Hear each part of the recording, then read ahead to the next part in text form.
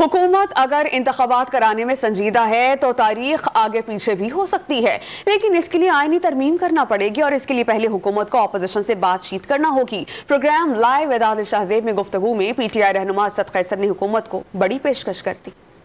اب نے خان صاحب نے بھی کہا، اب ہم کہتے ہیں کہ ہمیں ڈیٹ پہ کوئی آگے پیچھے اگر کچھ تھوڑی بہت ہوتی ہے تو کوئی نہیں، لیکن اس کے لیے قانون دیکھنا پڑے گا کہ 90 ڈیز سے کیسے آگے بڑھایا جا سکتا ہے۔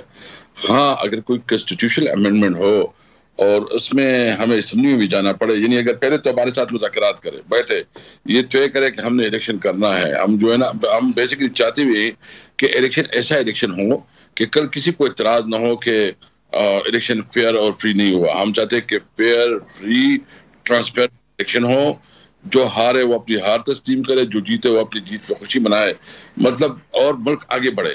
تو ہم چاہتے ہیں کہ آئیں بیٹھے، اس پہ بات کریں، ڈسکس کریں، اور اس کے لیے ہم آئینی امینڈمنٹ کی بھی تیار ہے۔ اگر ایک دفعہ مطلب ضرورت ہو کہ ہم ایک دفعہ اس میں وہ ڈالیں کہ اگر 90 ڈیز سے آگے ہو سکتے ہیں تو اس سے زیادہ نیچے کیا ہو سکتی ہے۔